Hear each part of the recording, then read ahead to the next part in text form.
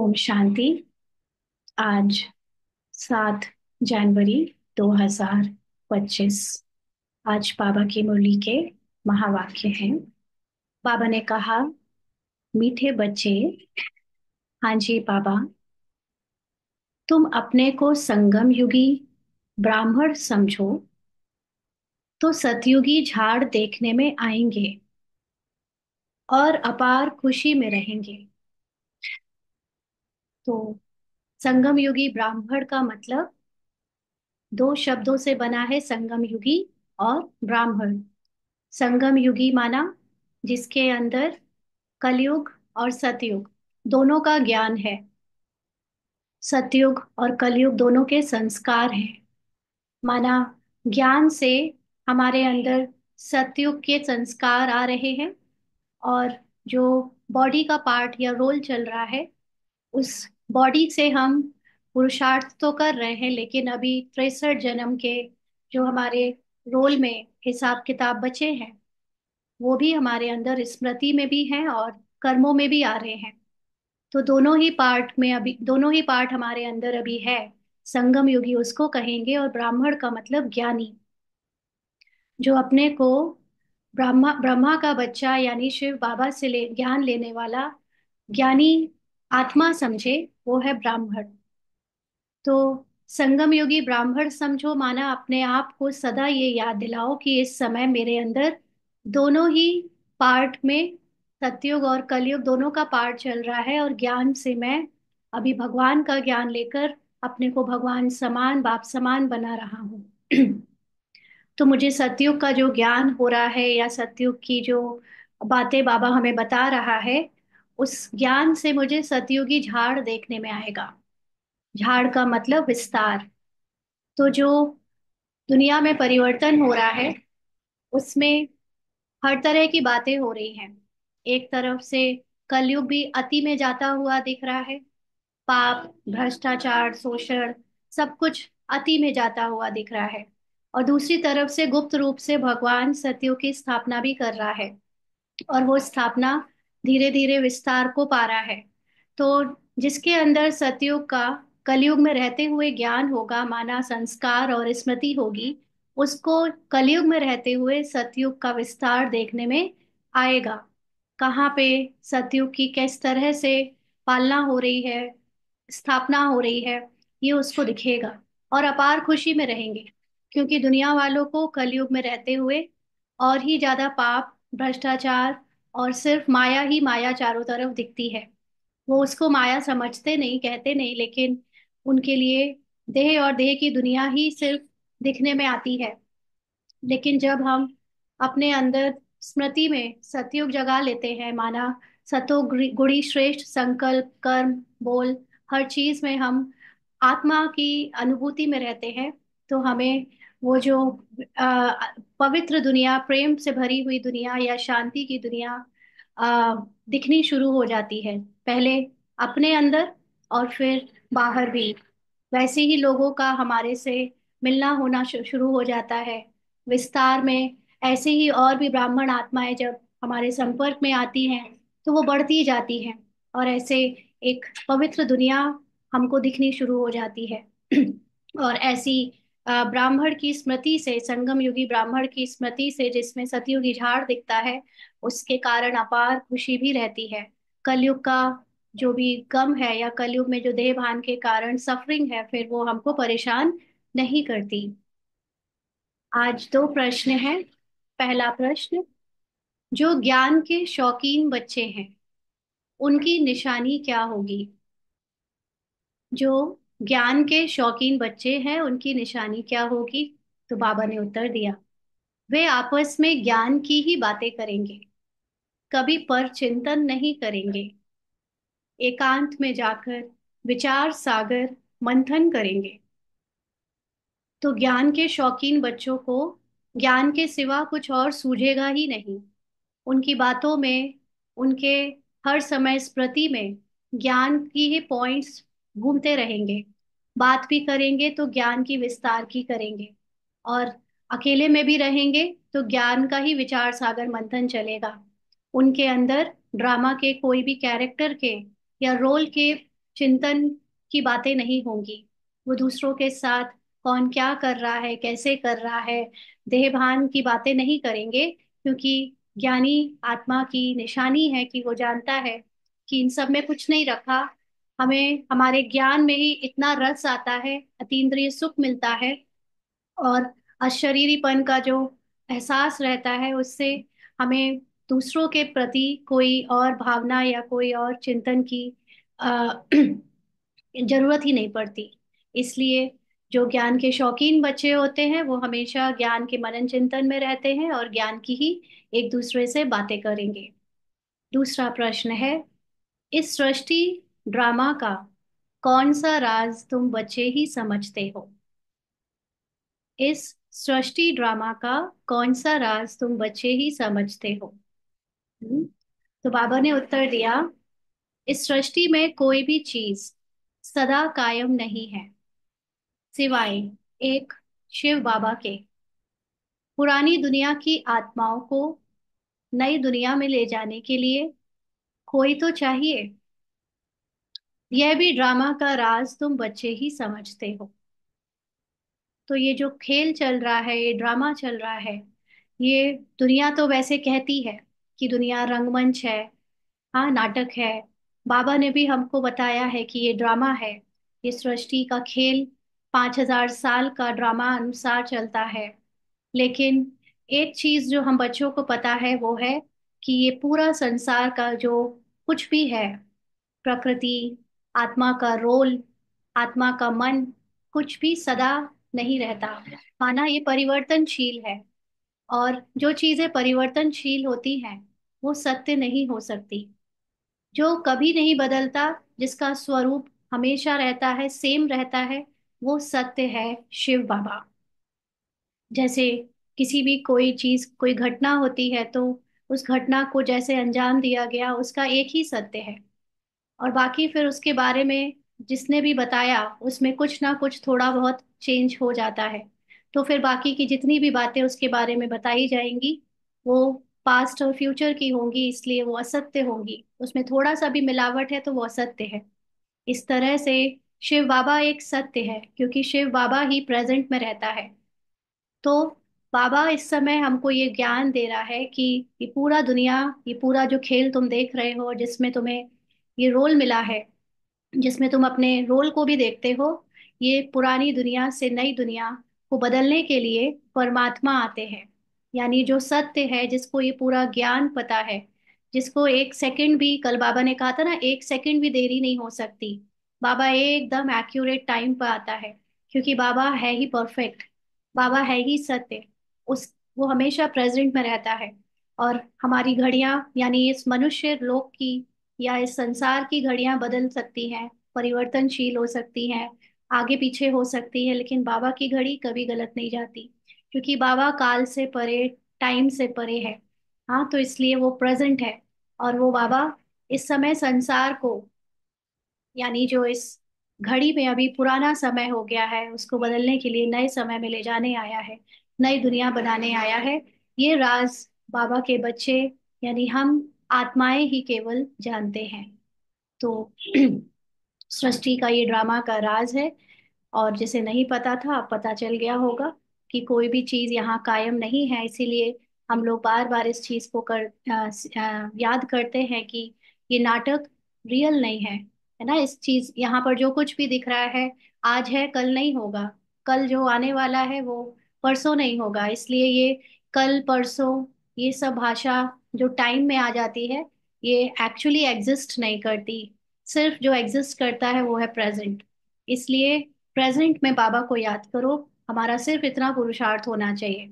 बाकी ये मन जो हमको पास्ट और फ्यूचर में ले जाता है, ये हमें बाबा से दूर ले जाता है, अपने सत्य से दूर ले जाता है। क्योंकि हमारा सत्य भी शिव बाबा के समान है। जैसे बाबा सत्य, वैसे आत्मा का भी सत्य है। लेकिन जब आत्मा का मन उसको पास्ट या फ्यूचर में रखता है तो वो भी असत्य होता है।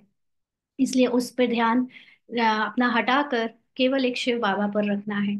ओम शांति। रूहानी बच्चों प्रति पुरुषोत्तम संगम युग पर आने वाले बाप समझा रहे हैं, यह तो बच्चे समझते हैं हम ब्राह्मण हैं। ब्रह्मा मुख वंशावली ब्राह्मण है। अपने को ब्राह्मण समझते हो, वह यह भी भूल जाते हो। पूछ रहे हैं बाबा, ब्राह्मण का मतलब जिसका ज्ञान ज्ञान से जन्म हुआ है।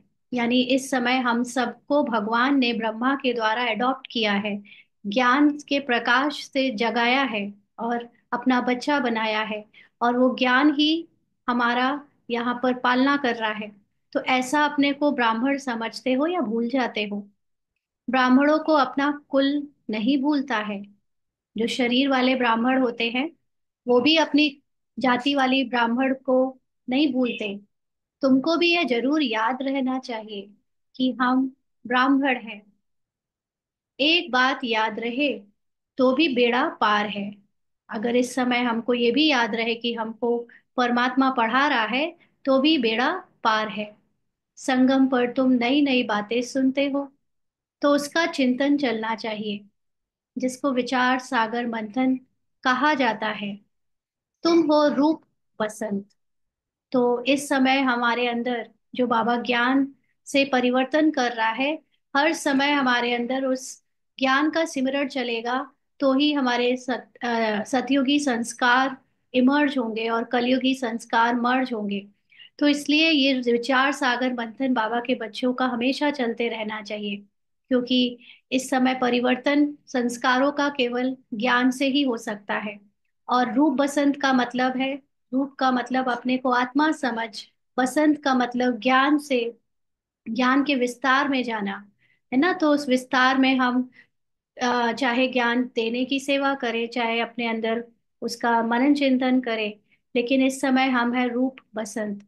तुम्हारी आत्मा में सारा ज्ञान भरा जाता है, जो रत्न निकलने चाहिए। तो इस समय हमारे अंदर जो ज्ञान जाता है, वो तो एक उसमें जाता है बहुत मोटे मोटे फॉर्म में, लेकिन अंदर से उसका जब मनन चिंतन चलता है तो वो रत्न बन जाते हैं, है ना। क्योंकि उसमें जो रस भरा है वो बहुत मीनिंगफुल है, उसमें बहुत गहराई है और परिवर्तन करने की शक्ति है। बाबा कहते, अपने को समझना है हम संगम युगी ब्राह्मण हैं। कोई तो यह भी समझते नहीं है। माना कईयों को तो ये याद भी नहीं रहता कि हम पढ़ रहे हैं, हम सतयुग की पढ़ाई कर रहे हैं, या हमारे अंदर इस समय सतयुग और कलयुग दोनों का पाठ बज रहा है और हम भगवान से अपने अंदर परिवर्तन ला रहे हैं, ये भी याद नहीं रहता। माना पूरी तरह देह भान में डूबे रहते हैं। अगर अपने को संगम युगी समझे, तो सतयुग में सतयुग के झाड़ देखने में आए और अथाह खुशी में खुशी भी रहे। अगर ये संगम युगी समझे, माना अपने को ये समझे कि हमारे अंदर पढ़ाई करके, बाबा को याद करके परिवर्तन हो रहा है, तो जो बाबा बार बार कहता है कि सतयुग की स्थापना कर रहा हूँ, वो सतयुग के संस्कार, सतयुग की बातें, सतयुग की दुनिया हमको दिखने में आए, हमारे अंदर और फिर बाहर भी, और उसकी वजह से अपार खुशी रहे। बाप जो समझाते हैं वह अंदर रिपीट होना चाहिए। ये जो ज्ञान है, ये ज्ञान को ऐसे ही नहीं कि बस 1 घंटा मुरली पढ़ ली, पॉइंट लिख लिए नोटबुक में और खत्म बात नहीं।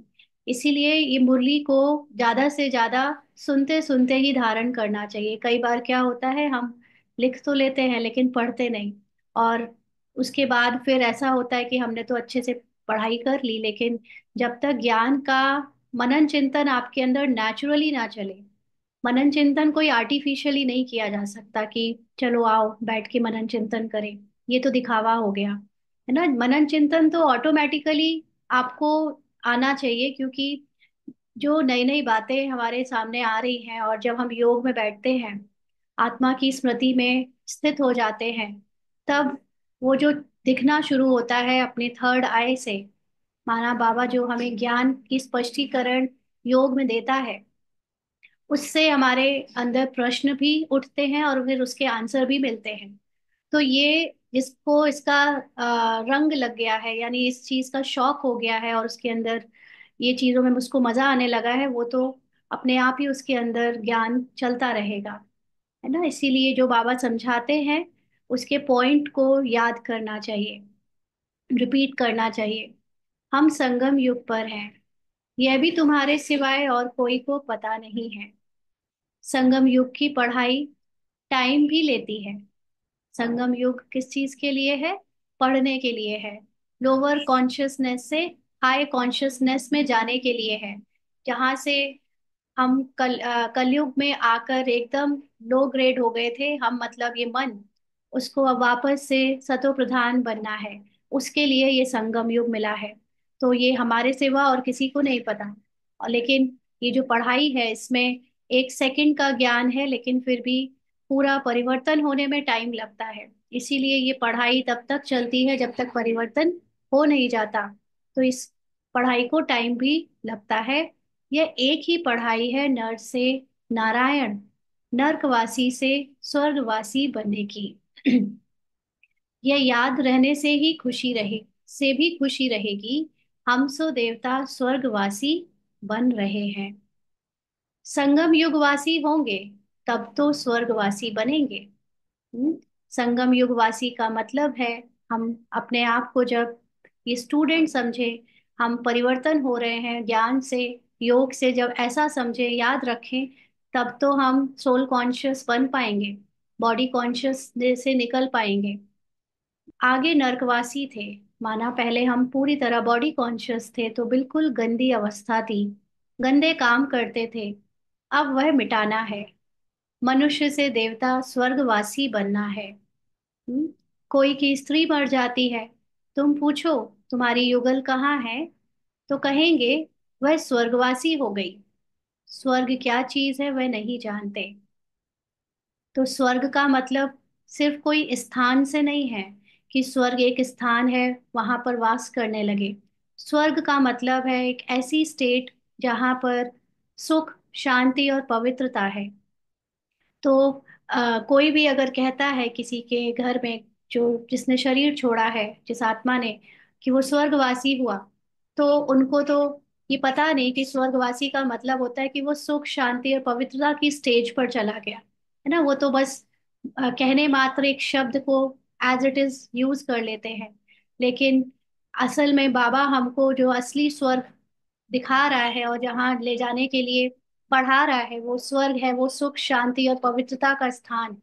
और पहले वो स्थान तो जब समय आएगा तब आएगा, लेकिन अभी तो हमारे अंदर यानी आत्मा के मन में ही वो सुख, शांति और पवित्रता का परिवर्तन आ रहा है, वो सतो प्रधान बन रहा है। तो कोई भी शरीर अभी छोड़ता है बिना ज्ञान के, तो वो तो उस स्टेज में कभी जा ही नहीं सकता, क्योंकि उसके ऊपर पिछले 63 जन्म के संस्कारों की दुख, अशांति और अपवित्रता का संस्कार उसके साथ जाता है। लेकिन जब हम ब्राह्मण्स अपने को ये योग बल से, ज्ञान से उस सुख, शांति, पवित्रता की स्मृति को जगाते हैं, तो असल में हमारे अंदर पहले स्वर्ग आता है और फिर बाहर स्थान के रूप में, माना युग बद परिवर्तन होने के बाद हम स्वर्गवासी बन जाते हैं। तो बाबा कहते हैं अगर स्वर्गवासी हुई फिर तो खुश होना चाहिए ना। अगर किसी के घर में कोई खत्म होता है, माना शरीर छोड़ता है, जैसे उसने बाबा ने बोला कि स्त्री मर गई, तो अगर वो स्वर्गवासी हुई तो फिर खुश होना चाहिए ना। अभी तुम बच्चे इन बातों को जानते हो, क्योंकि देखा जाए तो कलयुग में तो हर घर में हर कोई किसी ना किसी कारण से दुखी है, चाहे शरीर के भोग से, चाहे रिश्तों से, चाहे फाइनेंशियली, चाहे कोई अपने ही स्वभाव संस्कार से। तो अगर वो कोई स्वर्गवासी हुआ मतलब वो सुख, शांति, पवित्रता को प्राप्त कर गया, तब तो सबको खुश होना चाहिए कि चलो इस दुख की दुनिया, नर्क से तो छूट गया। लेकिन हम उसको समझते नहीं और ऐसे ही बोल देते हैं। तो बाबा कहते हैं अंदर विचार चलना चाहिए। हम अभी संगम पर हैं, पावन बन रहे हैं, बन रहे हैं। तो संगम युग ड्रामानुसार ऐसा समय है चक्र का, जब आत्मा को या उसके मन को ये रोल प्ले करना पड़ता है कि वो कलयुगी देहभान से सतयुगी आत्माभिमानी बने। तो इसलिए ये टाइम जो अभी चल रहा है उसमें हम बन रहे हैं स्क्रिप्ट अनुसार। तो स्वर्ग का वर्षा बाप से ले रहे हैं। ये पढ़ाई का भी पार्ट या सीन अभी चल रहा है। ये घड़ी घड़ी सिमरन करना है, भूलना नहीं चाहिए ना। हमें भूलना नहीं चाहिए कि हम इस समय स्टूडेंट हैं, हमारे पढ़ाई का समय चल रहा है। जैसे कोई अगर 5 साल की पढ़ाई के लिए किसी कॉलेज में एडमिशन ले, और वहां पर लेने के बाद अगर ये भूल जाए कि हम स्टूडेंट हैं, तो वो क्या करने लगेगा? वो तो अपने जो दूसरे चीजें हैं उसमें समय खत्म कर देगा, बिता देगा। पढ़ाई नहीं करेगा, अच्छे से अभ्यास नहीं करेगा, अच्छे नंबर नहीं पाएगा, और फिर वो एकदम से एग्जाम आ जाएंगे तो कहेगा ये क्या, मैं क्या स्टूडेंट था क्या, मैं तो भूल ही गया। है ना? ऐसे ही यहाँ पर भी जो ये ब्राह्मण बनने के बाद ये भूल जाते हैं कि हम ब्राह्मण हैं, हमको अच्छे से पढ़ाई करनी चाहिए, योग करना चाहिए, परिवर्तन करना चाहिए, तो फिर उनके लिए आ, ये बहुत मुश्किल हो जाता है। बाबा कहते हैं ये घड़ी घड़ी सिमरण करना है, भूलना नहीं चाहिए, परंतु माया भुलाकर एकदम कलयुगी बना देती है। एक्टिविटी ऐसी चलती है जैसे एकदम कलयुगी। जैसे आप किसी सुधार गृह में जाओ और वहां पर भूल जाओ कि मैं सुधरने आया था, तो जैसे पुराना स्वभाव संस्कार होगा वैसे ही चलते रहेंगे, सुधारने की खुद को कोशिश करना भूल जाएंगे।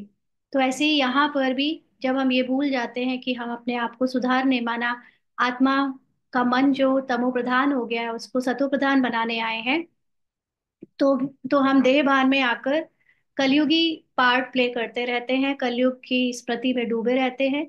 तो एक्टिविटी भी हमारी वैसी ही चलती रहती है।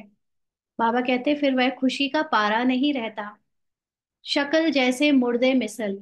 बाबा के बनने के बाद भी हो सकता है कि हम सब कुछ करते हों, लेकिन सब कुछ का मतलब बाबा की ईश्वरीय नियम मर्यादा के अनुसार ऊपर ऊपर से हम सब कुछ कर रहे हों, लेकिन अंदर से हमारा ध्यान कलयुगी चीजों पे, देहभान की चीजों में, कौन क्या कर रहा है, कैसे कर रहा है, इसमें ज्यादा जाए, और अपने अंदर का परिवर्तन जो पढ़ाई करनी है, जो स्मृति जगानी है, या आत्माभिमानी स्थिति बनानी है, उसमें ना रहे।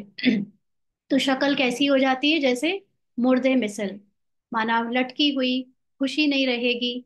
और जैसे कलयुग के मनुष्य आजकल उदास से दिखते रहते हैं चेहरे में, वैसे ही फिर बाबा का बच्चा बनने के बाद भी ऐसी शक्ल हो जाती है। बाप भी कहते हैं सब काम चिता पर बैठ जलकर मुर्दे हो पड़े हैं। तो इस काम चिता का मतलब सिर्फ काम वासना की बात नहीं है, लेकिन काम चिता माना कामनाएं, इच्छाएं। ना आज संसार में ज्यादातर पाप, ज्यादातर क्या, ऑलमोस्ट सब पाप या भ्रष्टाचार हो ही रहा है इच्छाओं की वजह से, कामनाओं की वजह से। हमें कलयुगी दुनिया में कुछ बनना है, कुछ पाना है, कुछ प्रूव करना है, अचीवमेंट्स पानी है।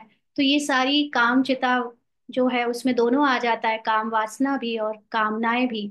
उसके कारण पूरा संसार आजकल जलकर मुर्दे जैसा हो पड़ा है। तुम जानते हो हम मनुष्य से देवता बनते हैं। अच्छा, यहाँ पर जब बाबा अपने बच्चों से बात कर रहा है, तो बच्चों में भी बाबा जो ये शक्ल की बात कर रहा है, वो क्यों होती है शक्ल मुर्दे जैसी?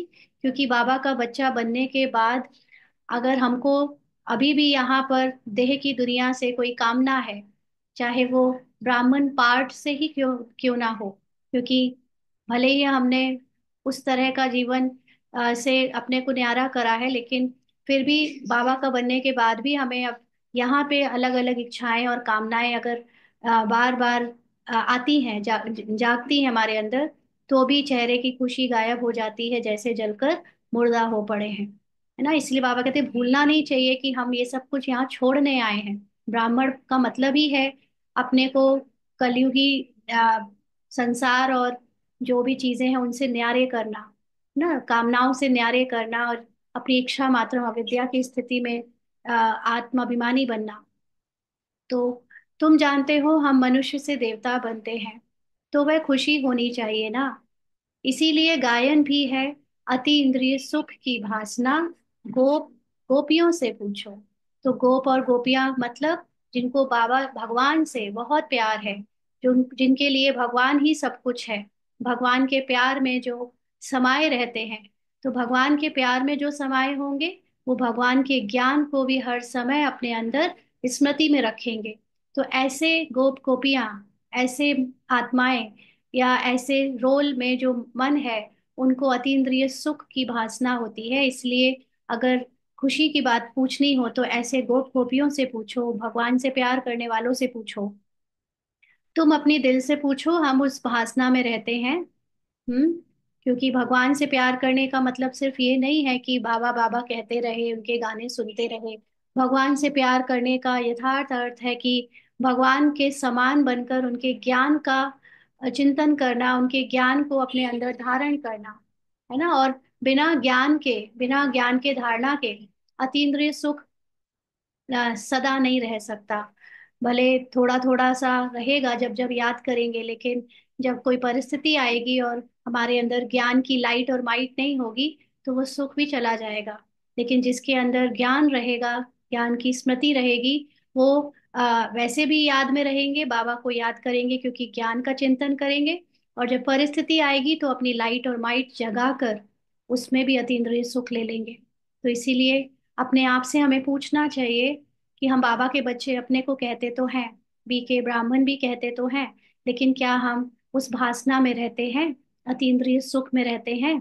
तो बाबा कहते तुम ईश्वरीय मिशन हो ना। ईश्वरीय मिशन क्या काम करती है?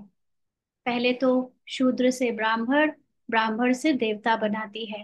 माना जैसे एक सपोज कोई बहुत ही गरीब झुग्गर झोपड़ी में रहने वाले, जैसे छोटे छोटे बच्चे हों, एकदम उन्हें कुछ भी नहीं आता हो और बहुत ही गिरी हुई हरकतें करते हो, तो उनको पहले स्कूल में एडमिशन दिलाया जाता है, साफ सफाई करवाई जाती है, नियम मर्यादा सिखाई जाती है। और फिर जब वो पढ़ लिख लेते हैं वहां से, अच्छे से जेंटलमैन बन जाते हैं, तो वो देवता बन गए। माना वो फिर पढ़ के जब कुछ ऑफिसर बन के निकले तो माना वो देवता बन गए। तो ऐसे ही हम मनुष्य जो अभी तक देह भान में पूरी तरह डूबे थे, उनको इस ईश्वरीय विश्वविद्यालय में एडमिशन मिला, माना हम ब्राह्मण बने। और जो ब्राह्मण बना, जिसने अपने अंदर वो सारी पढ़ाई को धारण किया, वो फिर देवता बनता है। तो बाबा कहते हैं हम ब्राह्मण हैं, ये भूलना नहीं चाहिए। हम इस समय स्टूडेंट हैं, ईश्वरीय ज्ञान से अपना परिवर्तन कर रहे हैं, स्मृति को जगा रहे हैं, ये भूलना नहीं चाहिए। वह ब्राह्मण तो झट कह देते हैं हम ब्राह्मण हैं। माना शरीर के ब्राह्मणों को तो अपने ब्राह्मण कास्ट होने का बहुत ध्यान रहता है, हमेशा याद रहता है कि वो ब्राह्मण है। वह तो है कुख की संतान, तुम हो मुख वंशावली। माना उनको तो अपने देह भान के कारण, जो वो कोख से पैदा हुए हैं उसकी भासना के कारण याद रहता है, लेकिन तुमको मुख से बोल कर बताया है कि तुम अभी इस कॉलेज के स्टूडेंट हो, बाबा के या भगवान के बच्चे हो, ब्रह्मा के द्वारा अडॉप्टेड बच्चे हो। तो तुम्हें भी मुख वंशावली ब्राह्मण हूं मैं, ऐसा याद रहना चाहिए। तुम ब्राह्मणों को बहुत नशा होना चाहिए। गाया हुआ भी है ब्रह्मा भोजन, आ, आगे डैश डैश। तो बाबा कहते तुम किसी को ब्रह्मा भोजन खिलाते हो तो कितना खुश होते हैं। हम्म। तो ये ब्रह्मा भोजन के लिए कहते हैं ना कि देवताएं भी खाने को तरसते हैं। तो यहाँ पर जब बाबा के बच्चों के स्थानों पर जब ब्रह्मा भोजन आयोजन होता है, तो हम सब जो भी स्टूडेंट है जब वहाँ पर दूसरों को खिलाते हैं तो सभी कितना खुश होते हैं कि हम पवित्र ब्राह्मणों के हाथ का खाते हैं। मनसा वाचा कर्मणा पवित्र होना चाहिए। अभी तो थोड़ा सा ब्रह्मा भोजन कहने मात्र तो हम कहते हैं कि ये ब्रह्मा भोजन है, लेकिन क्या वाकई में उतना पवित्रता से बनता है?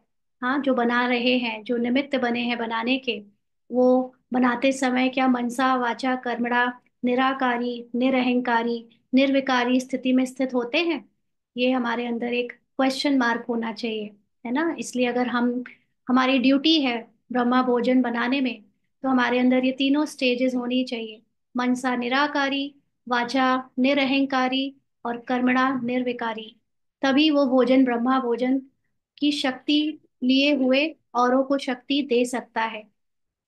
तो ऐसा पवित्र होना चाहिए, कोई अपवित्र कर्तव्य नहीं करना चाहिए, है ना। ये बाबा के बच्चों के लिए गाइडलाइन है। क्योंकि हम अपने को जब ब्राह्मण भूल जाते हैं, तो ये स्थूल सेवाएं तो करते रहते हैं, लेकिन अंदर से पता चला कि ब्रह्मा भोजन बनाते वक्त इधर उधर किसी दूसरे रोल की, दूसरे किरदार की बुराई हो रही है, किसी के बारे में चिंतन चल रहा है, किसी के लिए कुछ बातें हो रही हैं दुनिया की, यहाँ वहाँ की, कलयुग की बातें कर रहे हैं, देवभान की बातें कर रहे हैं। तो ये सब अपवित्र कर्तव्य ब्रह्मा भोजन बनाते समय या खाते समय नहीं करना चाहिए। है ना। लेकिन बाबा कहते हैं टाइम तो लगता है। ये चीज सीखने में, बच्चों की स्थिति बनने में टाइम तो लगता है। जन्मते ही तो कोई नहीं बनता। अब क्योंकि जब तक आत्माभिमानी बने नहीं है तब तक का वेट तो नहीं कर सकते कि तभी ब्रह्मा भोजन बनाएंगे। इसलिए ब्रह्मा भोजन भी बनता रहता है और लोग अपना पुरुषार्थ भी करते रहते हैं। भले गायन है, सेकंड में जीवन मुक्ति, बाप का बच्चा बना और वर्षा मिला। तो भले ही एक सेकंड में ये ज्ञान तो हो जाता है हमें कि हम आत्मा है, ड्रामा से न्यारे हैं, लेकिन इसका अभ्यास करने में, ड्रामा से न्यारे होने में, शरीर की पहचानों से अपने को अलग करने में टाइम लगता है। बाबा कहते एक बार पहचान कर कहा कि यह प्रजापिता ब्रह्मा है, ब्रह्मा वल्द शिव, निश्चय करने से ही वारिस हो जाता है। माना अगर मुझे इस बात का निश्चय है कि ये ब्रह्मा है और परमात्मा शिव के रथ हैं और मैं इनका बच्चा हूँ, तो बस वो शिव के वारिस हो गए, माना वो ज्ञान लेने के अधिकारी हो गए। फिर अगर कोई अकर्तव्य करेंगे तो सजाएं बहुत खानी पड़ेंगी। माना अगर कोई बाबा का बच्चा बनने के बाद, ब्राह्मण बनने के बाद, जो बाबा सिखा रहा है, ज्ञान पढ़ा रहा है, अगर वो उसकी उसको मानेंगे नहीं, अवहेलना करेंगे, यानी बॉडी कॉन्शियस में आकर गलतियां करेंगे, तो सजाएं खानी पड़ेंगी। माना उसका पश्चाताप और वो सजाओं के रूप में कहीं ना कहीं देह भान बढ़ता जाएगा, तो उससे खुद को ही सफरिंग होगी, इस मन को सफरिंग होगी। तो बाबा कहते हैं जैसे काशी कलवट का समझाया है, सजा खाने से हिसाब किताब चुकतू हो जाता है, मुक्ति के लिए ही कुएं में कूदते हैं। यहाँ तो वह बात नहीं है। क्या होता है ना, वो बनारस में जो कुआं था, अब तो बंद हो चुका है, वहां पर एक कुएं में एक तलवार लगी होती थी और उसमें जो बहुत अपने को नौंधा भक्त समझते थे, वो शिव को अपने आप को अर्पण करने के लिए उसमें कूद जाते थे, तो उनका तलवार से गला कट जाता था। एक तरह से वो ये समझते थे कि भगवान ने हमको स्वीकार कर लिया। अब लेकिन बाबा कहते हैं काशी कलवट खाते थे, खाने वाली चीज नहीं है खल खाने वाली बात है, वो कुएं में कूदने वाली बात है। हाँ। तो उसमें क्या होता था कि जब कुएं में कूद जाते थे तो एक तरह से मान्यता है कि जितने भी उनके पुराने हिसाब किताब थे वो तो माफ हो जाते थे। लेकिन क्योंकि संस्कार नहीं बदले हैं, जब उसमें कूदे उस समय तक आत्मा के मन में जो संस्कार थे वो तो वैसे की वैसे ही रहे। तो इसलिए जब वो दोबारा जन्म लेते थे तो फिर से वही हिसाब किताब बनना शुरू हो जाता था। तो इसलिए कोई जैसे सुसाइड कर ले या कोई कुछ भी इस तरह से करे, तो वो पुराना तो फिर भी खत्म हो भी सकता है, लेकिन अगर वो काशी कलवट जैसे भक्त वालों ने किया तो ही खत्म हो सकता है, नॉर्मल सुसाइड का तो नहीं खत्म होगा। लेकिन उसके बाद जो संस्कार रहे हुए हैं, जिसको चेंज नहीं किया, जो देह भान को चेंज नहीं किया ना, उसके सूक्ष्म शरीर में जो मान्यताएं साथ में गई हैं, वो उसका दोबारा से हिसाब किताब बनाना शुरू कर देती हैं। इसीलिए वो फिर कोई फायदा नहीं अगर संस्कार बदले बिना शरीर छोड़े। तो बाबा कहते यहाँ तो वह बात नहीं है। शिव बाबा बच्चों को कहते हैं मामेकम याद करो। माना ऐसे काशी कलवट जैसे कुछ कर लेने से कुछ नहीं होगा। अपने आप को शुद्ध बनाओ, अपनी स्मृति को देहभान से निकालो और उसके लिए क्या करो, मामेकम याद करो। माना अपने मन को बाबा में लगाकर अपने पर, अपनी आत्मा को सत्य में स्थित करो, बाबा की याद में टिकाओ, जिससे जो हमारा देह भान है, शरीर से अटैचमेंट है, वो खत्म होती जाए। कितना सहज है। फिर भी माया का चक्र आ जाता है। यह तुम्हारी युद्ध सबसे जास्ती टाइम चलती है ना। लेकिन हम बाबा को याद करते तब भी ये शरीर और शरीर के साथ कई सारी बातें इस मन में भी बार बार इंटरफेयर करती हैं बाबा को याद करने में, जिसको माया कहेंगे। और ये माया से हमारी युद्ध जितना हम ब्राह्मण जीवन जी रहे हैं जितने समय तक, तब तक चलती रहती है। बाहुबल की युद्ध इतना समय नहीं चलती। कोई भी लड़ाई बाहर से जो होती है, जैसे आजकल रूस यूक्रेन, रशिया यूक्रेन की जो लड़ाई है, वो अभी फिर भी 2 साल से चल रही है, लेकिन ज्यादा से ज्यादा कितनी चलेगी, 5 साल, 10 साल, 20 साल, कितने साल ना। लेकिन जो ये माया से युद्ध है वो बहुत जास्ती चलती है। माना ये हमारे अंदर की युद्ध है ना। तो ये संस्कार, ये संकल्प, ये देहभान, ये तब तक आएगा जब तक हमारा ये शरीर है। तो बाबा कहते तुम तो जब से आए हो युद्ध शुरू है। माना जब से हम ब्राह्मण बने, हमने इस यूनिवर्सिटी में दाखिला लिया, ज्ञान लेना शुरू किया, तब से हमारी युद्ध शुरू चल रही है। पुरानों से कितनी युद्ध चलती है, नए जो आएंगे उनसे भी चलेगी। हाँ, अभी तक पुराने देहभान के जो अभी इसी जन्म में संस्कार थे, संकल्प थे, अलग अलग परिस्थितियों में जो हमारे अंदर माया आती थी, उनसे ही युद्ध करी है। और अब तो और भी नए नए आएंगे। नए नए का मतलब जो अभी तक तो कॉन्शियस माइंड से पता था कि हमारे अंदर क्या क्या कमियां हैं, तो उससे युद्ध कर लिया। अब सब कॉन्शियस माइंड की बातें आएंगी, जो और फिर अनकॉन्शियस माइंड की भी बातें आएंगी। प्रेसर जन्म में जैसे कहते हैं ना कि हमारे अंदर हम अपने आप को केवल 10 to 15% जानते हैं। बाकी जो 85%, 80% जो स्मृति है हमारे अंदर 63 जन्मों की, वो तो अभी हम जानते ही नहीं।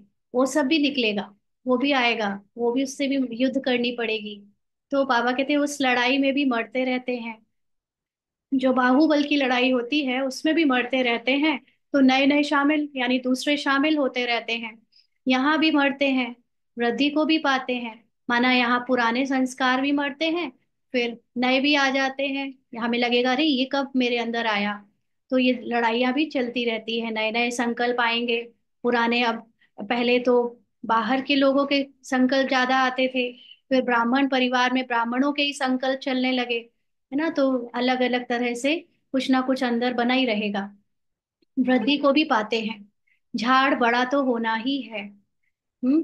तो बाबा कहते हैं ये सब, एक इसकी दो मीनिंग हो सकती है ना। कोई इसको ये समझ सकता है कि बाबा के परिवार में बच्चे नए आते रहेंगे, पुराने जाते रहेंगे, और ये बाबा का परिवार बढ़ना ही है। ये तो स्थूल बातें हो गई, बट हम स्थूल बातें नहीं सीख रहे हैं, हम यहाँ सूक्ष्म बातें सीख रहे हैं। तो सूक्ष्म में हमारे अंदर जो संस्कार, जो संकल्पों का प्रवाह है माया के रूप में, वो अब बढ़ता ही जाएगा। बाबा बता रहे हैं ना, जैसे जैसे समय बढ़ेगा वो और बढ़ेगा। जैसे जैसे आप धुरंधर बनते जाओगे, दुरुस्त होते जाओगे, माया और तेजी से पछाड़ेगी, तो वो और बढ़ना ही है। बाप मीठे मीठे बच्चों को समझाते हैं, यह याद रहना चाहिए, वह बाप भी है, सुप्रीम टीचर भी है, सदगुरु भी है। इसीलिए बाबा को तीनों रूपों में याद रखो। बाप के रूप में याद करना माना जैसे एक पिता अपने बच्चे को हर चीज अवेलेबल कराता है, सारी जिम्मेदारियां उठाता है। तो ऐसे ही बाबा हमारे लिए इस समय खाने से लेकर शरीर की पालना तक जो कुछ भी चाहिए ड्रामा के रोल में, वो सब बाबा बाप की तरह हमें अवेलेबल कराएगा ही। इस बात को सदा याद रख के निश्चिंत रहना चाहिए। फिर टीचर की तरह, सुप्रीम टीचर की तरह याद करना मतलब जैसे एक टीचर लौकिक का अपने स्टूडेंट्स को पढ़ाता है, नॉलेज बढ़ाता है और उसको कुछ बड़ा अधिकारी बनाकर ही दम लेता है। ऐसे ही भगवान हमें इस समय हमारे जो कॉन्शियसनेस को चेंज कर रहा है, हमारी स्मृति को बदल रहा है। पुरानी बिगड़ी हुई शूद्र स्मृति से नई देवताई स्मृति बना रहा है। तो वो ज्ञान को याद करना माना सुप्रीम टीचर को याद करना, और फिर सदगुरु के रूप में याद करना माना जो एक शरीर के गुरुओं को अभी तक हम करते थे कि आप हमारे गुरु जी बन जाओ, तो हम आपसे हर चीज पूछ पूछ कर करेंगे। कौन सा धंधा करना है, क्या करना चाहिए, क्या नहीं करना चाहिए, आपके प्रवचन सुने। तो ऐसे ही बाबा को सदगुरु के रूप में याद करना माना बाबा हमें सत्य प्रकाशित सत्य से प्रकाश देकर हमें गाइड करे, डायरेक्शन दे कि अब हमको क्या करना है, क्या नहीं करना है। माना हमेशा कोई भी डिसीजन मेकिंग में या कुछ भी रोल में करना है तो उसमें बाबा को ही याद करें। तो ये तीनों रूप में हमारे अंदर, हर रूप में बाबा याद रहे। तो बाबा कहते श्री कृष्ण को तो सदगुरु बाप टीचर नहीं कहेंगे। अब श्री कृष्ण को तो दिखाया कि वो अर्जुन को पढ़ा रहा है 18 अध्याय, लेकिन क्या वो सदगुरु बाप और टीचर देखने में लगता है, उसको तो नहीं कहेंगे। तुम्हें सबका कल्याण करने का शौक होना चाहिए। तो ये बात बाबा कह रहा है एज अ रोल, कि एज अ ब्राह्मण रोल हमको अपने साथ साथ औरों का भी कल्याण करने का शौक होना चाहिए। महारथी बच्चे सर्विस पर रहते हैं, है ना। जो बच्चे महारथी मतलब आत्माभिमानी, महान रथी, रथी माने आत्मा, जो महान आत्माएं होती हैं, माना जो अपने को विशेष और महान समझती हैं, आत्माभिमानी स्थिति में रखती हैं, वो सर्विस पर रहते हैं, माना उनके द्वारा हमेशा ही सर्विस चलती रहती है। उन्हों को तो बहुत खुशी रहती है। यहाँ पर फिर स्थूल रूप की भी बात है। स्थूल रूप में महारथी बच्चे वो भी हैं जो हर समय यहाँ से वहाँ सेवाओं में जाते रहते हैं। तो बाबा कहते हैं जहाँ से निमंत्रण मिलता है भागते हैं। प्रदर्शनी सर्विस कमेटी में भी अच्छे अच्छे बने बच्चे चुने जाते हैं। उन्हों को डायरेक्शन मिलते हैं, सर्विस करते रहें तो कहेंगे यह ईश्वरीय मिशन के अच्छे बच्चे हैं। बाप भी खुश होगा, यह तो बहुत अच्छी सर्विस करते हैं।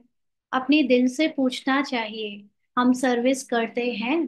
कहते हैं on God fatherly service. God father की सर्विस क्या है? माना उस परमात्मा की, परम पिता परमात्मा की सर्विस यानी सेवा क्या है? पूछना चाहिए। बस सबको यही पैगाम दो, मन मना भव। तो मन मना भव कौन कह सकता है? पहले खुद मन मना भव हो। ऐसा ना हो कि हमने रटा हुआ है और दूसरों को सिखा रहे हैं, दूसरों को कोर्स करा रहे हैं, दूसरों को भाषण दे रहे हैं, लेकिन खुद को पूरा देह भान है ना। इसीलिए सच्ची सच्ची सर्विस करनी है। दूसरों को जो पैगाम हम मन मनाभव का दे रहे हैं, यानी अपने को आत्मा समझ एक परमात्मा को याद करो, ये दूसरों को कब तीर लगेगा? जब हम खुद मनमनाभव होंगे। आदि मध्य अंत की नॉलेज तो बुद्धि में है, बाकी ड्रामा की नॉलेज तो हमारे बुद्धि में रहती ही है। तुम्हारा नाम ही है स्वदर्शन चक्रधारी। तो हर समय ड्रामा आपको याद रहे, आपकी स्मृति में रहे, इसको कहते हैं स्वदर्शन चक्रधारी। अभी 1 मिनट के लिए सभी अशरीरी होकर बाबा को याद करेंगे।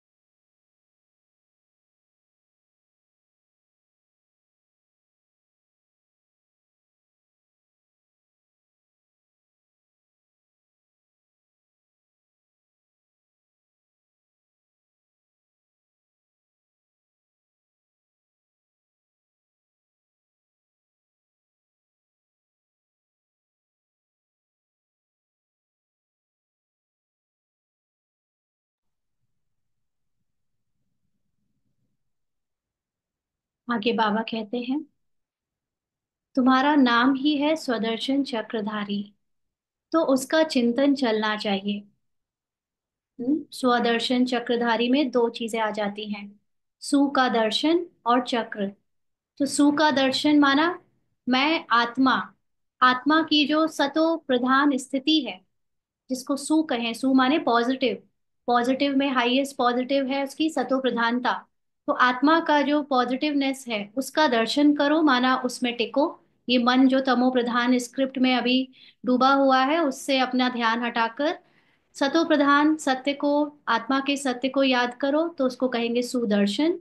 और उस स्थिति में साक्षी होकर, साक्षी की स्थिति हो जाती है क्योंकि वो सतो प्रधान स्थिति, क्योंकि रोल में तो अभी हमारा रजो तमो पार्ट चल रहा है, लेकिन सतो प्रधान स्थिति या माना ड्रामा से उपराम होने की स्थिति, उस स्थिति में बैठकर चक्रधारी बनो, माना पूरे चक्र को यानी ड्रामा को देखो, न्यारे होकर देखो, दृष्टा होकर देखो।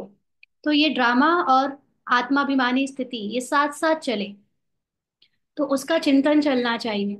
स्वदर्शन चक्र रुकता थोड़ी ही है। आप जब से आंखें खुलती हैं शरीर की, जब से कॉन्शियस माइंड अब एक्टिवेट हो जाता है, तब से लेकर आंखें बंद होने तक, कॉन्शियस माइंड के कुछ देर तक रेस्ट करने तक, ये सुदर्शन चलते रहना चाहिए। माना हर समय ड्रामा और अपनी एक्शंस को आत्माभिमानी स्टेज से साक्षी होकर देखते रहना चाहिए, उसका चिंतन चलता रहना चाहिए।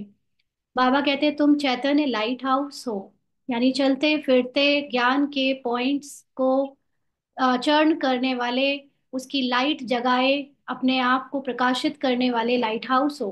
तुम्हारी महिमा बहुत गाई जाती है। बेहद के बाप का गायन भी तुम समझते हो।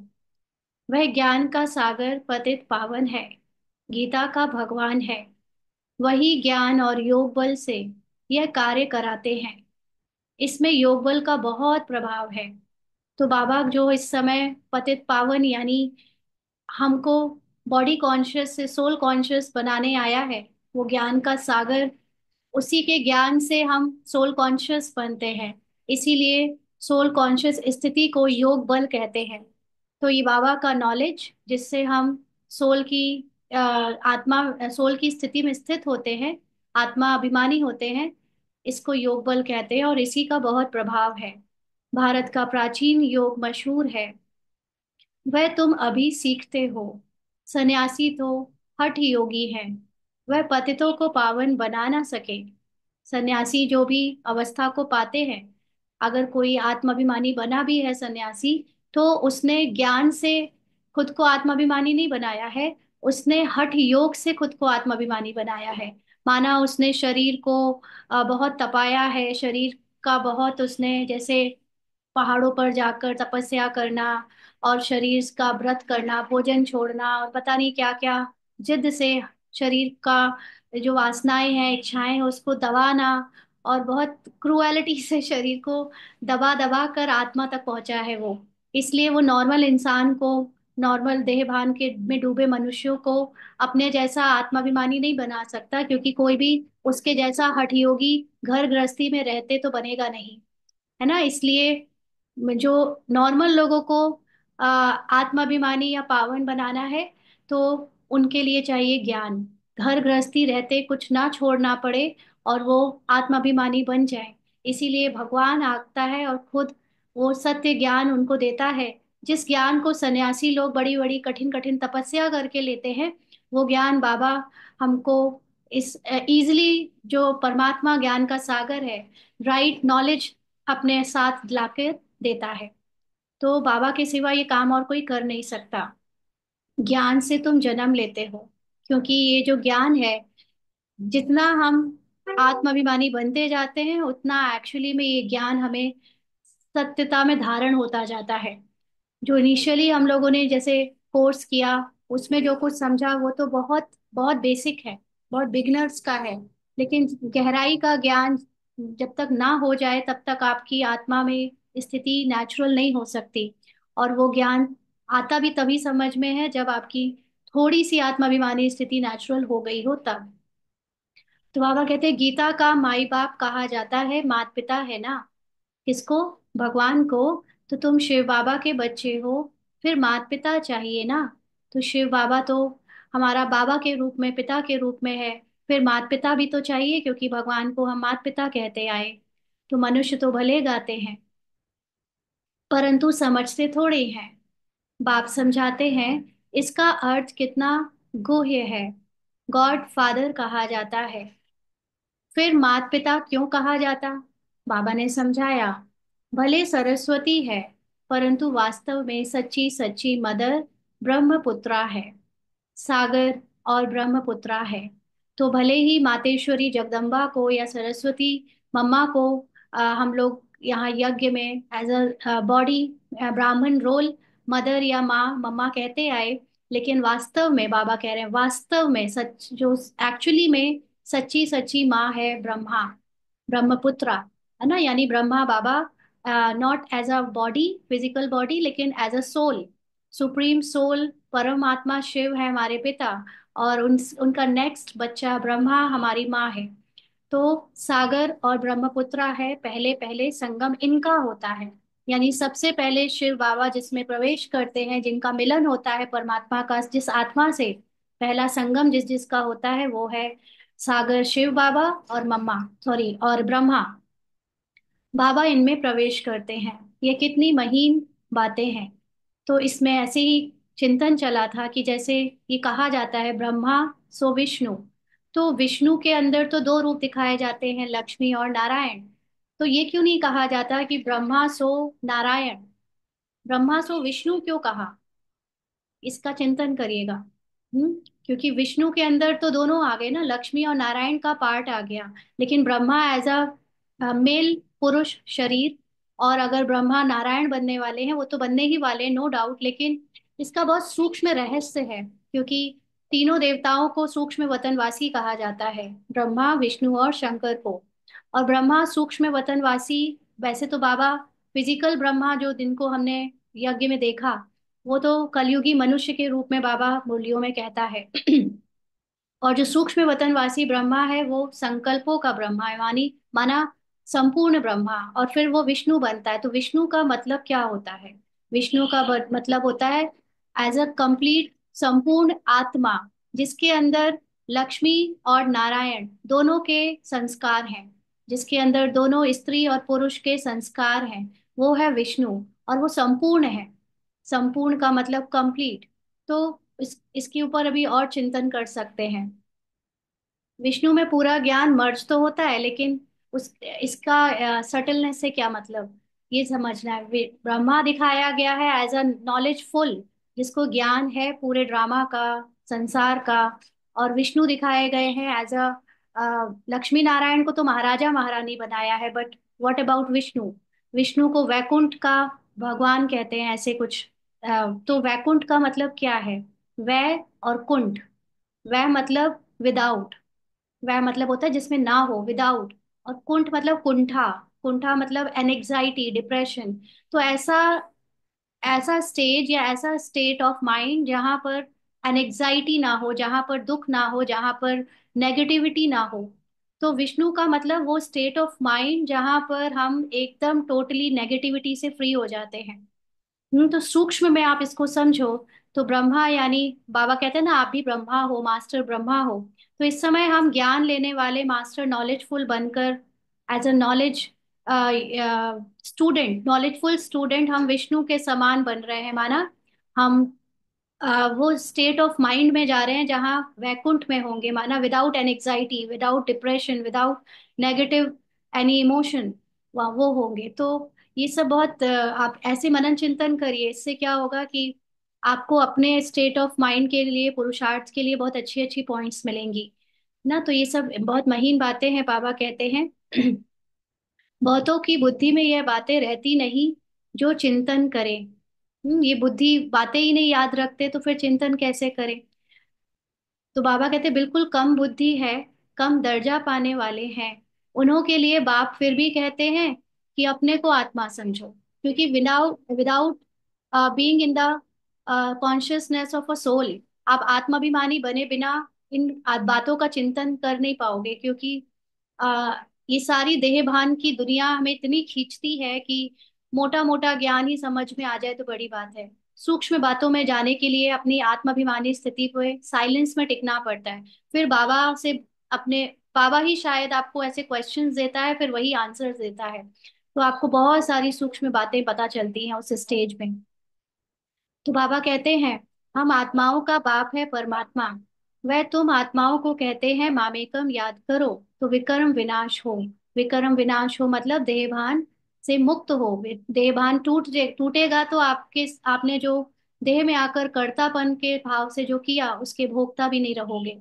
तो ये है मुख्य बात। डल बुद्धि वाले बड़ी बातें समझ ना सके। इसीलिए गीता में भी है मन मना भव, कि केवल अपने मन को बाबा से मैच करो, मन बाबा को याद करो। सभी लिखते हैं बाबा, याद की यात्रा बहुत डिफिकल्ट है, घड़ी घड़ी भूल जाते हैं, है ना। अगर बिंदु समझ के बाबा को याद करेंगे तो भूल जाएंगे, लेकिन ज्ञान के बिंदुओं को याद करने से हर समय याद में रह सकते हैं। कोई ना कोई पॉइंट पर बच्चे कहते हार जाते हैं। यह बॉक्सिंग है, माया और ईश्वर के बच्चों की, इसका किसी को भी पता नहीं है। बाबा ने समझाया है, माया पर जीत पाकर कर्मातीत अवस्था में जाना है। कर्मातीत का मतलब ये जो बॉडी के भान में जो हमको कर्मों का प्रभाव पड़ता है, उससे उपराम हो जाना कंप्लीटली। इस समय हम शरीर के भान में जो बीच बीच में चले जाते हैं, वो पूरी तरह खत्म हो जाए और हम एज आत्माभिमानी सभी कर्मों के प्रभाव से मुक्त हो जाएं, तो उसको कहेंगे कर्मातीत अवस्था। पहले पहले तुम आए हो कर्म संबंध में, उसमें आते आते फिर आधा कल्प बाद तुम कर्म बंधन में आ गए हो। माना सतयुग है संबंध, और द्वापर कलयुग है बंधन। पहले पहले तुम पवित्र आत्मा थी। पवित्र आत्मा थी मतलब जस्ट आत्मा थी। उसमें कोई कर्मों का प्रभाव बिल्कुल नहीं था, ना सुख का ना दुख का। एज अ परमधाम स्थिति, एज अ परम स्थिति हम पवित्र आत्मा होते हैं, दैट्स इट। फिर कर्म बंधन ना सुख का और ना दुख का था। फिर सुख के संबंध में आए, माना जब रोल में आए तो पहले सतयुगी रोल में आए। यह भी अभी तुम समझते हो। हम संबंध में थे, अभी दुख में हैं, फिर जरूर सुख में होंगे। नई दुनिया जब थी तो मालिक थे, पवित्र थे। अभी पुरानी दुनिया में पतित हो पड़े हैं। हम फिर सो देवता बनते हैं, तो यह याद करना पड़े ना। बाप कहते हैं मुझे याद करो तो तुम्हारे पाप मिट जाएंगे। तुम मेरे घर में आ जाएंगे, माना अपने साइलेंस में टिक जाओगे तो बाबा के घर, बाबा समान बन जाओगे, या बाबा के जैसे बाबा साइलेंस वर्ल्ड में रहता है ऐसे हम भी साइलेंस वर्ल्ड में रहेंगे। तो वर्ल्ड का मतलब ये नहीं कोई स्थूल दुनिया, बट वो state of being in the silence. तो बाबा कहते हैं वाया शांति धाम सुख धाम में आ जाएंगे। पहले पहले जाना है घर। बाप कहते हैं मुझे याद करो तो तुम पवित्र बनेंगे। मैं पतित पावन तुमको पवित्र बना रहा हूँ घर आने के लिए। माना सब कुछ भुलवा रहा हूँ, ड्रामा का, रोल का, शरीर का, ताकि तुम अपने साइलेंस में लौट आओ। ऐसे ऐसे अपने से बातें करनी होती हैं। बरोबर अभी चक्र पूरा होता है। हमने इतने जन्म लिए हैं, अब बाप आया है पतित से पावन बनाने। योग बल से ही पावन बनेंगे। यह योग बल बहुत नामी ग्रामी है, जो बाप भी सिखला सकते हैं।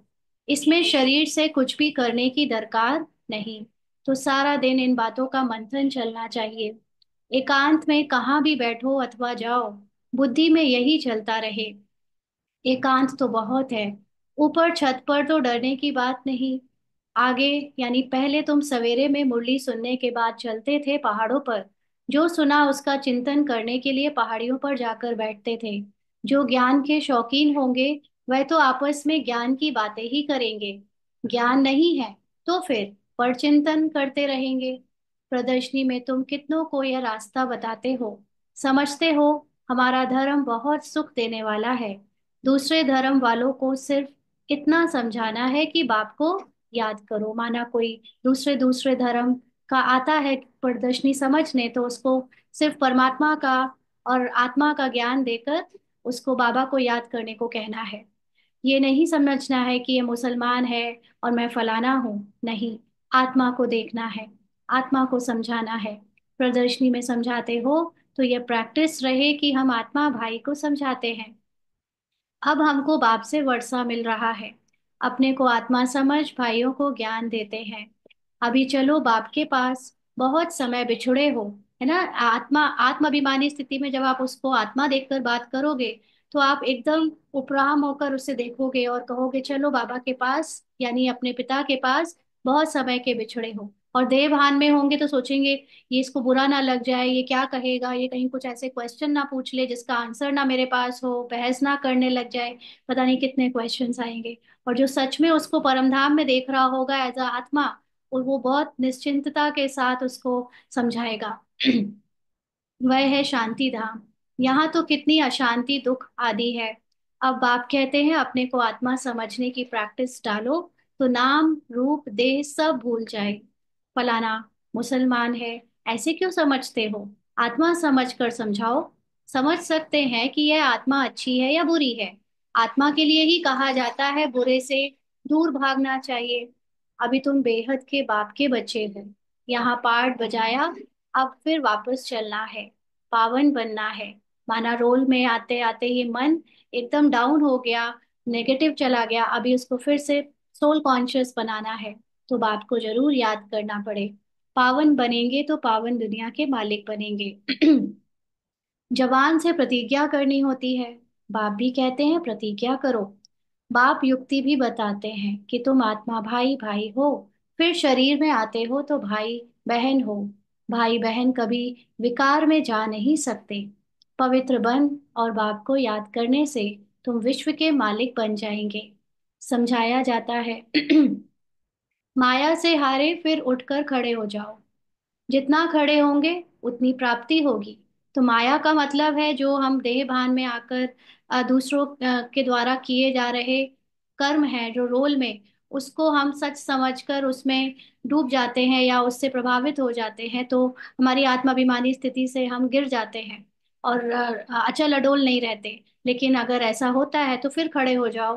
तो जितने बार हिम्मत करके खड़े होंगे तो प्राप्ति भी होगी, माना एक एक्सपीरियंस भी मिल जाएगा अगली बार के लिए। तो ना घाटा और जमा तो होता है ना, प्रॉफिट एंड लॉस तो होता है। तो आधा कल्प जमा फिर रावण राज्य में ना हो जाता है। माना आधा कल्प तक हमारा प्रॉफिट का टाइम चलता है और रावण राज्य में लॉस का टाइम चलता है। हिसाब है ना, जीत जमा और हार ना। आत्माभिमानी स्थिति मतलब जमा, और सोल बॉडी कॉन्शियस मतलब ना, लॉस। तो अपनी पूरी जांच करनी चाहिए बाप को याद करने से। तुम बच्चों को खुशी होगी। वह तो सिर्फ गायन करते हैं, समझ कुछ नहीं, बेसमझी से सब कुछ करते हैं। तुम तो पूजा आदि करते नहीं हो, बाकी गायन तो करेंगे ना। उस एक बाप का गायन है, अव्यभिचारी। बाप आकर तुम बच्चों को आपे ही पढ़ाते हैं। तुम्हें कुछ प्रश्न पूछने की दरकार नहीं है, चक्र स्मृति में रहना चाहिए। तो बाबा कहते हैं जो इतने प्रश्न उठते हैं ना, वो पूछने की भी दरकार नहीं, अपने ड्रामा को याद करो और अपने साइलेंस में टिक जाओ, अपने आप आंसर्स मिलेंगे। या बाबा तो मुरली में देता ही है आंसर। समझना चाहिए कैसे हम माया पर जीत पाते हैं और फिर हार खाते हैं। बाप समझाते हैं, हार खाने से 100 गुणा दंड पड़ जाएगा।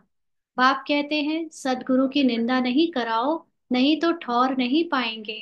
तो हार खाने का मतलब बॉडी कॉन्शियस में जाने से जो कर्म कर रहे हो उसके कर्ता बनकर फिर भोगना भी पड़ेगा। तो वो ज्ञान होने के बाद जो भोगना होती है वो और भी ज्यादा इस दिमाग को या मन को दुखी करती है, क्योंकि जब तक ज्ञान नहीं था तब तक हम वेस्ट थॉट्स में रहते थे तो फर्क नहीं पड़ता था। लेकिन ज्ञान हो जाए और उसके बाद हमारे अंदर वेस्ट थॉट्स चले या दूसरी दूसरी भावनाएं चले तो बहुत खुद को काटता है, ये जैसे 100 गुना दंड मिलता है। इसीलिए सदगुरु की निंदा, माना अपने सत्य से अगर हटे तो ठौर नहीं पाओगे, फिर वो अचल अडोल स्थिति में ठहर नहीं पाओगे। यह सत्य नारायण की कथा है, इसको कोई नहीं जानते हैं। गीता अलग, सत्य नारायण की कथा अलग कर दी है भक्ति वालों ने। नर से नारायण बनने के लिए यह गीता है। बाप कहते हैं हम तुमको नर से नारायण बनने की कथा सुनाता हूँ, इसको गीता भी कहते हैं। तो जब बाबा नर से नारायण की बात कहता है तो दोनों ही फिजिकल कॉन्शियस में है ना। नर भी एक फिजिकल रोल है और नारायण भी एक फिजिकल रोल है, यानी नर हो गया कलयुगी साधारण रोल और नारायण है सतयुगी श्रेष्ठ रोल। तो ये इसकी कथा है जहां पर हम एक साधारणता से विशेष रोल में जाते हैं। इसको गीता भी कहते, अमरनाथ की कथा भी कहते हैं। तीसरा नेत्र बाप ही देते हैं, माना ये पूरा ज्ञान जिससे जिसको समझने के लिए जो बुद्धि चाहिए वो तीसरा नेत्र बाबा देता है। यह भी जानते हो हम देवता बनते हैं तो गुण भी जरूर होने चाहिए। इस सृष्टि में कोई भी चीज सदा कायम है नहीं। सदा, इस सृष्टि का मतलब ड्रामा में, इस ड्रामा में कोई भी चीज सदा रही नहीं सकती। सदा कायम तो एक शिव बाबा ही है। तो इसलिए बाबा ड्रामा से उपराम रहता है। बाकी तो सबको नीचे आना ही है, नीचे का मतलब ड्रामा में आना है। परंतु वह भी संगम पर आते हैं। बाबा भी ड्रामा में अपने रोल को प्ले करता है ना। एक बार संगम में सभी को वापस ले जाते हैं। पुरानी दुनिया की आत्माओं को नई दुनिया में ले जाने के लिए कोई तो चाहिए ना। तो ड्रामा के अंदर यह सब राज है। ये सारा ज्ञान, ये सारी बातें कहाँ है? ड्रामा के अंदर ही हैं। तो बाप आकर पवित्र बनाते हैं। कोई भी देहधारी को भगवान नहीं कहा जा सकता। इस समय बाप समझाते हैं आत्मा के पंख टूटे हुए हैं तो उड़ नहीं सकती। बाप पंख टूटे मतलब आत्मा को अपना सत्य ज्ञान नहीं है, उसका मन ड्रामा में डूबा हुआ है। जैसे वो मक्खी होती है ना, अगर वो उसमें शहद में डूब जाए तो उसके पंख उससे चिपक जाते हैं तो वो उड़ नहीं सकती। ऐसे ही हम आत्मा एज अ उसका मन जो अभी ड्रामा में डूबा हुआ है, अपनी सत्य ज्ञान को नहीं जानता, इसीलिए वो एज अ आत्मा न्यारे नहीं रह सकता, इससे अपनी उपराम अवस्था में टिक नहीं सकता। तो बाप आकर ज्ञान और योग के पंख देते हैं। इस ज्ञान से हमें याद दिलाते हैं कि तुम निकल आओ, तुम उसमें हो ही नहीं। तुम इससे उपराम साक्षी दृष्टा बन जाओ मेरे जैसे। योग बल से तुम्हारे पाप भस्म हो जाएंगे और पुण्य आत्मा बन जाएंगे। माना जब अपने को आत्मा साक्षी बाबा के समान स्थिति में बार बार टिकाओगे, तो फिर तुम्हारे ड्रामा में जो भी पाप पुण्य कर्म किए गए हैं उस सब से तुम उपराम हो जाओगे। पहले पहले तो मेहनत भी करनी चाहिए। इसीलिए बाप कहते हैं मामेकम याद करो, चार्ट रखो। इसलिए स्टार्टिंग में जब हम आए तो हम सबको बाबा ने मेहनत कराई हर तरह से, ज्ञान लेने की, शरीर की स्थूल धारणाओं की और सेवाओं की भी स्थूल सेवा कराई बाबा ने ना, ताकि हम मेहनत करके देह के भान से निकले, अहंकार से निकले, फिर आत्माभिमानी बनने का पुरुषार्थ करना है। तो जिनका चार्ट अच्छा होगा वह लिखेंगे और उनको खुशी होगी। अभी सभी मेहनत करते हैं, चार्ट नहीं लिखते तो योग का जौहर नहीं भरता। चार्ट लिखना माना बाबा को पल पल बताना कि मेरे अंदर अभी कौन सी स्थिति चल रही है, कौन सा कर्म मैं अटेंशन रख के कर रहा हूँ। तो ये बाबा को नोटिफाई करते रहना ताकि हम रोल में दोबारा न डूब जाएं। अगर हम बाबा को नहीं बताते तो फिर जो एक्चुअली में आत्मबल बढ़ना चाहिए वो जौहर नहीं आता। चार्ट लिखने में फायदा है बहुत। चार्ट के साथ पॉइंट्स भी चाहिए। चार्ट में तो दोनों लिखेंगे कि सर्विस कितनी की और याद कितना किया। तो याद होती है अपने लिए और सर्विस है माना दूसरों तक हमारी, जब हम दूसरों के व्यवहार में आए, संस्कारों में हमारा जो भी एक दूसरे से लेन देन हुआ उसमें हमने कितना अटेंशन रखा। पुरुषार्थ ऐसा करना है जो पिछाड़ी में कोई भी चीज याद ना आए। तो हमारा पिछाड़ी का मतलब जो रोल में अब एंड पार्ट आएगा, या हम सब का जो आखिरी समय ये शरीर छूटेगा उस समय हमें कुछ और याद ना आए, ड्रामा या कुछ भी, तो आत्मा एकदम सूक्ष्म शरीर से भी मुक्त हो जाए, है ना। ऐसा पुरुषार्थ होना चाहिए। अपने को आत्मा समझ पुण्य आत्मा बन जाए, यह मेहनत करनी है। अच्छा, मीठे मीठे सिकी लदे बच्चों प्रति माता पिता बाप दादा का याद प्यार और गुड मॉर्निंग। रूहानी बाप की रूहानी बच्चों को नमस्ते। हम रूहानी बच्चों की रूहानी बाप दादा को याद प्यार, गुड मॉर्निंग और नमस्ते बाबा। शुक्रिया, थैंक यू बाबा। धारणा के लिए मुख्य सार। पहला पॉइंट, एकांत में ज्ञान का मनन चिंतन करना है। याद की यात्रा में रहे, माया पर जीत पाकर कर्मातीत अवस्था को पाना है। दूसरा, किसी को भी ज्ञान सुनाते समय बुद्धि में रहे कि हम आत्मा भाई को ज्ञान देते हैं। नाम रूप देह सब भूल जाएं। पावन बनने की प्रतिज्ञा कर, पावन बन, पावन दुनिया का मालिक बनना है। वरदान है, स्वयं के प्रति इच्छा मात्रम अविद्या बन, बाप समान अखंड दानी, परोपकारी भव। स्वयं के प्रति इच्छा मात्रम अविद्या बन, बाप समान अखंड दानी, परोपकारी भव। तो जैसे ब्रह्मा बाप ने स्वयं का समय भी सेवा में दिया, स्वयं निर्माण बन बच्चों को मान दिया, काम के नाम की प्रा काम के नाम की प्राप्ति का भी त्याग किया। तो जैसे ब्रह्मा बाबा के द्वारा शिव बाबा ने अपने कर्तव्य करके दिखाए कि जो भी समय था उनके पास वो सारा बच्चों को दिया, सेवा में दिया। और अब कोई भी काम करता बाबा था, शिव बाबा, लेकिन नाम बच्चों का करता था। तो बाबा ने अपना नाम भी नहीं रखा, यहाँ तक कि ब्रह्मा बाबा का नाम भी नहीं आने दिया, बच्चों का नाम होता रहा। इसलिए बाबा इतना निर्माण बन बच्चों को मान देते रहे, उसका भी त्याग किया। तो नाम मान शान सब में परोपकारी बने, अपना त्याग कर दूसरों का नाम किया।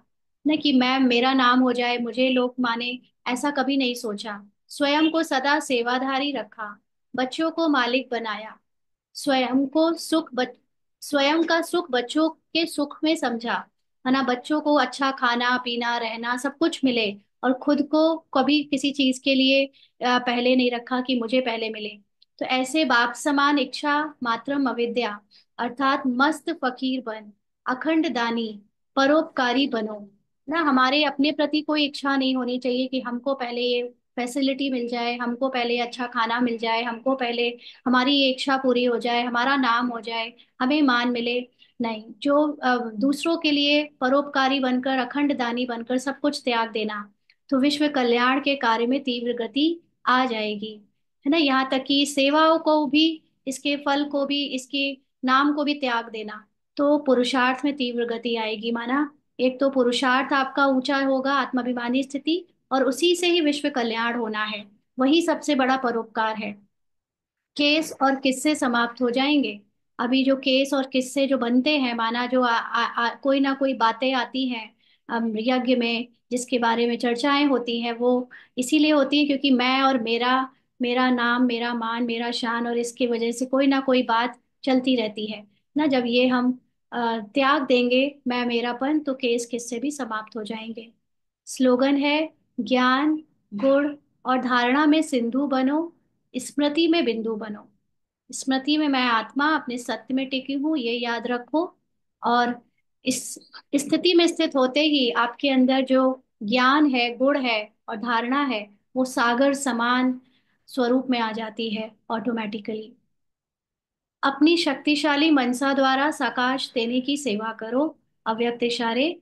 अभी आप बच्चे अपने श्रेष्ठ शक्तिशाली संकल्प द्वारा साकाश दो। माना अपने पॉजिटिव थॉट्स, स्वमान से भरे हुए विचारों से साकाश दो। कमजोरों को बल दो। अपने पुरुषार्थ का समय दूसरों को सहयोग देने में लगाओ। है ना, मैं, मेरी प्रॉब्लम, मेरी समस्या, इससे निकलकर अपनी आत्माभिमानी स्थिति में टिक कर दूसरों को सहयोग दो। यानी दूसरों के लिए श्रेष्ठ संकल्प करो। दूसरों को सहयोग देना अर्थात अपना जमा करना। अभी ऐसी लहर फैलाओ। सेल्वेशन लेना नहीं है, सेल्वेशन देना है। माना हम ये सोचते हैं कई बार कि मेरी समस्या, मेरी प्रॉब्लम पहले ये ठीक हो जाए, मैं इसके लिए अपने स्वमान को, अपने ज्ञान को यूज कर रही हूँ। और हम इस चक्कर में सिर्फ अपने में ही लगे रहते हैं। तो हमें इसमें भी दूसरों से हेल्प चाहिए कि मुझे बाबा मदद करो। लेकिन बाबा कहता है तुम दूसरों की मदद करना शुरू कर दो। तुम दूसरों को अपने श्रेष्ठ संकल्प देना, कामना करना, शुभ चिंतन और शुभ चिंतक बनना शुरू कर दो। तो उसी में तुम्हारा भी सैल्वेशन हो जाएगा। तो दे लेना नहीं, लेकिन देना शुरू कर दो। देने में लेना समाया हुआ है। तो जितना हम दूसरों के लिए श्रेष्ठ संकल्प, शुभ भावना, शुभ कामना करते जाएंगे, ऑटोमेटिकली हमारी आत्माभिमानी स्थिति और पॉजिटिव भंडार बढ़ता जाएगा। संकल्पों का खजाना बढ़ता जाएगा और उसी में हमारा लेना हो जाएगा। ओम शांति।